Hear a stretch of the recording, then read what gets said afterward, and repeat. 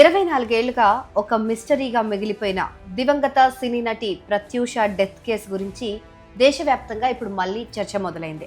ఈ కేసులో ప్రధాన నిందితుడు సిద్ధార్థ్ రెడ్డి పద్మవ్యూహంలో చిక్కుకున్నాడు. ఇప్పుడు ప్రత్యూష పైన లైంగిక దాడి చేసి హత్య చేశాడు అనే ఆరోపణలు ఎదుర్కొన్న సిద్ధార్థ్ రెడ్డి, నేను ఏ తప్పు చేయలేదు, ప్రత్యూష తనకు తానే ఆత్మహత్య చేసుకుంది అని నమ్మించడానికి 2 దశాబ్దాలుగా తన లాయర్ల ద్వారా రకరకాల కారణాలతో పిటిషన్లు వేయిస్తూనే ఉన్నాడు సిద్ధార్థ్.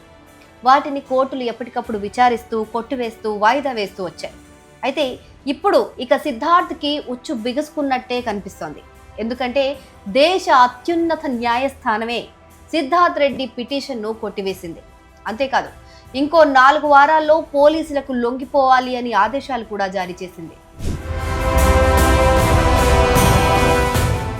తెలుగు సినీ పరిశ్రమలో తన అందం, నటనతో ప్రేక్షకులను ఆకట్టుకున్న తెలుగు అమ్మాయి ప్రత్యూష చాలా తక్కువ కాలంలోనే హీరోయిన్ గా స్టార్డమ్ ను తెచ్చుకుంది. కెరీర్ పీక్ లో ఉన్న సమయంలో ఆమె అకాల మరణం సినీ ప్రపంచాన్ని కాదు, అభిమాన సమాజాన్ని కూడా తీవ్రంగా కుదిపేసింది. 2 దశాబ్దాలకు పైగా న్యాయ పోరాటం కొనసాగిన ఈ కేసులో తాజాగా సుప్రీంకోర్టు తుది తీర్పు వెలువరించడం మరోసారి ఈ కేసును దేశవ్యాప్తంగా చర్చనీయాంశంగా మార్చింది. ప్రత్యూష, సిద్ధార్థ్ రెడ్డి హైదరాబాద్లో ఇంటర్ చదువుతున్నప్పుడు ప్రేమించుకున్నారు. ఇంటర్ పూర్తయిన తర్వాత ప్రత్యూష సినిమాల్లోకి వెళ్ళిపోయింది. సిద్ధార్థ్ రెడ్డి ఇంజనీరింగ్లో చేరాడు. తొలి నాళ్లలోనే వరుస అవకాశాలు అందుకుంటూ ఆమె దూసుకుపోయింది. అయితే 2002 ఫిబ్రవరి 23న సాయంత్రం ప్రత్యూష, సిద్ధార్థ్ రెడ్డి పురుగుల మందు తాగారు. ఓ ప్రైవేటు ఆసుపత్రిలో చికిత్స పొందుతూ ప్రత్యూష మరుసటి రోజు చనిపోయింది. సిద్ధార్థ్ రెడ్డి కోలుకొని మార్చి 9న డిశ్చార్జ్ అయ్యాడు. వారు కూల్ డ్రింక్లో పురుగుల మందు కలిపి తాగినట్లు వైద్యులు గుర్తించారు.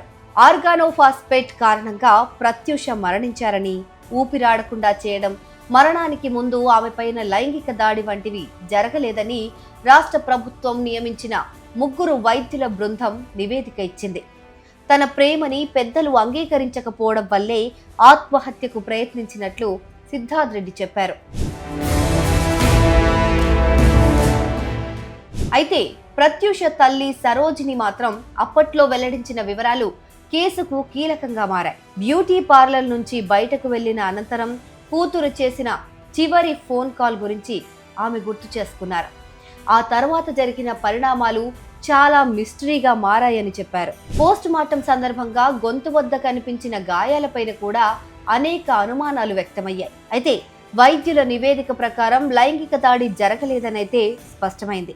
అయినప్పటికీ తన కూతురు మరణానికి సిద్ధార్థ్ రెడ్డే కారణమని ఆమె తల్లి నమ్మకం వ్యక్తం చేస్తూ న్యాయ పోరాటం కొనసాగించారు. తన కూతురి ఆత్మహత్యకు సిద్ధార్థ్ రెడ్డే కారణమని ప్రత్యూష తల్లి సరోజిని ఫిర్యాదు చేయడంతో పోలీసులు కేసు నమోదు చేశారు.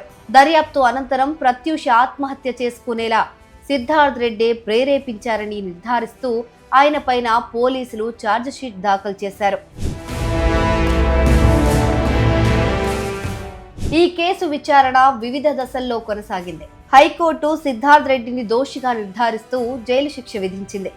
అయితే దాన్ని సవాల్ చేస్తూ ఆయన సుప్రీంకోర్టును ఆశ్రయించారు. తాజాగా హైకోర్టు తీర్పును సమర్థిస్తూ సుప్రీంకోర్టు అతడి పిటిషన్ను కొట్టివేసింది. అలాగే 4 వారాల్లోగా పోలీసుల ముందు లొంగిపోవాలని సిద్ధార్థ్ రెడ్డిని ఆదేశించింది. దీంతో దాదాపు 24 ఏళ్లుగా కొనసాగుతున్న న్యాయ పోరాటానికి తుది తీర్పు వచ్చినట్లయింది.